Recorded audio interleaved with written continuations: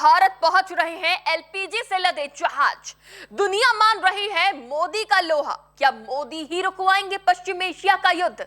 नमस्कार, TV 24 network देख रहे हैं आप। मैं हूं आपके साथ शिखा मेहरोत्रा।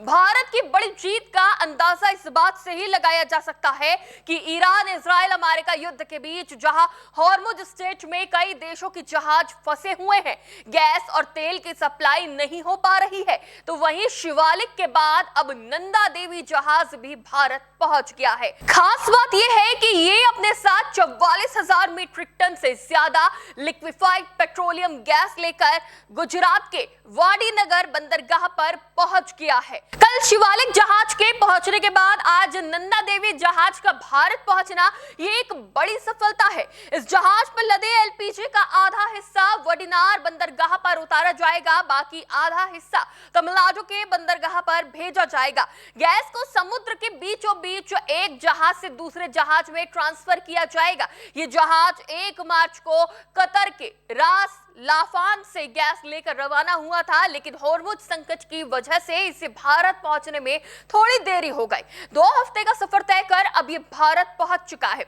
शिवालिक और नंदा देवी पर करीब 92,700 मीट्रिक टन एलपीजी लदे हुए हैं और दोनों जहाज सरकारी स्वामित्व वाली शिपिंग कॉर्पोरेशन ऑफ इंडिया के हैं। यानी भारत में अब एलपीजी की कोई किल्लत, कोई शॉर्टेज नहीं होगी। मिडिल ईस्ट में जारी संकट का असर भारत पर भी देखने को मिल रहा था। बैकअप के बावजूद जब एलपीजी की संभावित कमी की अफवाह फैली तो लोग एलपीजी की जमाखोरी करने लगे। कुछ लोगों को आपदा में अवसर तलाशने का और सिलेंडर महंगे दामों पर बेचने का मौका मिल गया।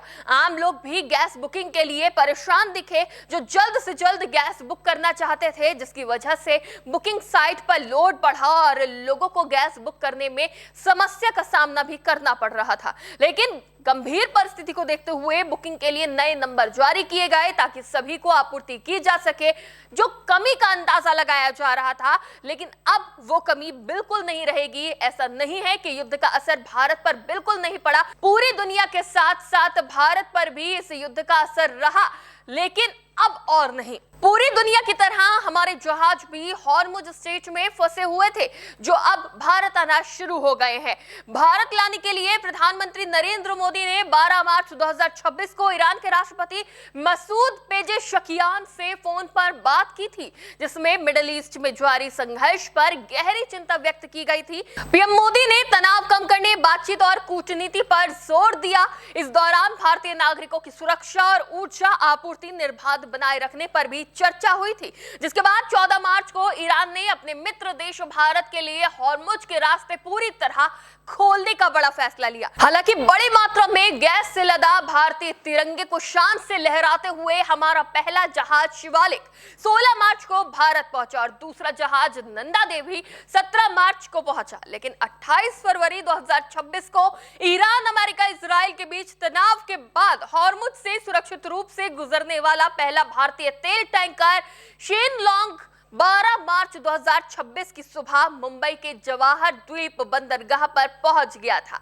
इस लाइब्रेरियाई ध्वज वाले टैंकर ने सऊदी अरब से 1,35,335 मीट्रिक टन कच्चा तेल लाया था भारत, जो युद्ध के बीच भारत के लिए महत्वपूर्ण खेप थी। इसके अलावा यूएई से 81,000 टन कच्चा तेल लेकर एक अन्य जहाज जगलाडली भी मंगलवार को ही पहुंचने वाला है। यानी अब घबराने की कोई बात नहीं है। अब तेल, गैस, किसी भी चीज की आपूर्ति बाधित नहीं होगी। हर घर एलपीजी गैस पहुंचेगी, सभी को पेट्रोल, डीजल मिलेगा, किसी को भी लाइन लगाने की जरूरत नहीं पड़ेगी। यह सिर्फ एक आपूर्ति नहीं है, बल्कि भारत की विदेश नीति और पीएम मोदी की कूटनीति की जीत है। इस जीत को आप किस तरह से देखते हैं, हमें कमेंट करके जरूर बताइएगा। फिलहाल के लिए इतना ही। देखते रहिए टीवी 24 नेटवर्क।